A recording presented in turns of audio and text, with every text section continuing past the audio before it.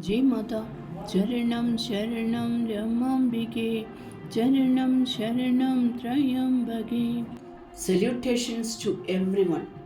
I offer my humble prostrations at the lotus feet of Divine Mother Sri Ramadevi, who gifted the world with a profound vision of peace and spirituality.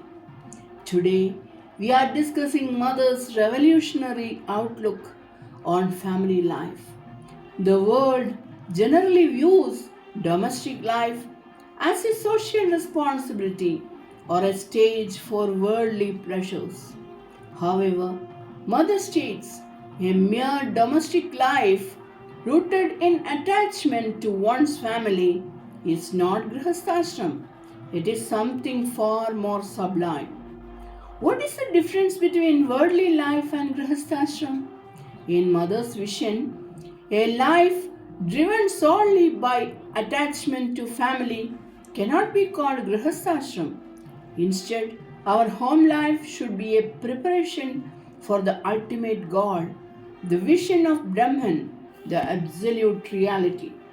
In ordinary life, we are often trapped in egocentric consciousness. We are bound by thoughts of my house, my children, my comfort.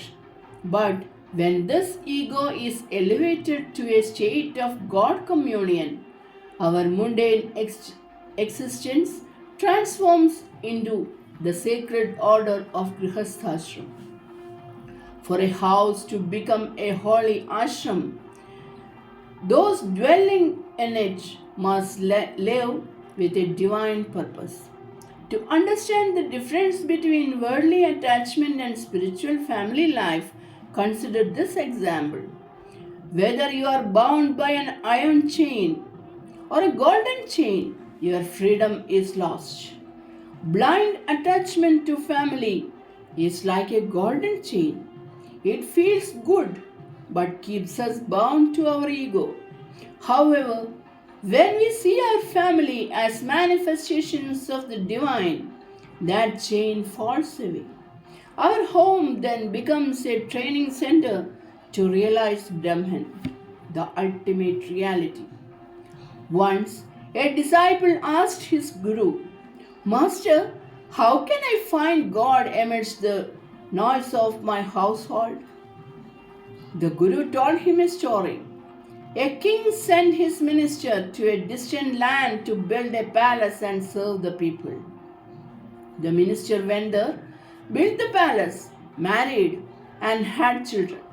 However, every single moment he remembered that the palace belonged to the king and he was merely the king's representative. This is the consciousness Mother wants us to have. Our spouse and children are representatives of the divine. The moment our awareness shifts from me to God, our worldly life is sanctified as Grihasthashram. Another beautiful analogy reminds us of Mother's teachings. A boat stays on the water, but the water should not enter the boat. Similarly, we must live in the ocean of family life, but the attachments and anxieties of the world should not enter our hearts. Developing this detachment while being fully active is the spiritual discipline Mother speaks of. Behind every human action, there is a deeper passion, the yearning for the vision of perfection. Whether we are working for our family or raising children, we are unconsciously seeking that divine perfection. A dedicated householder channels this passion into their daily life. Mother teaches us that our service should not be confined to just family members. It should be the service of God's creation. From kitchen chores to professional duties, everything should be seen as a sacramental offering to the Supreme. When actions are performed with this spirit, they lead us into ecstatic communion with the divine. In Mother's vision, our homes are not just shelters, They are centers of spiritual discipline. Our relationships are the pathways to knowing God. When we abandon our ego and live with love and dedication, our family life becomes spiritually enriched. May Mother's words remain bright in our hearts. Let our families be the support system in our journey towards the realization of the ultimate truth. Thank you. Jai Mata. Charanam Sharanam Ramambige.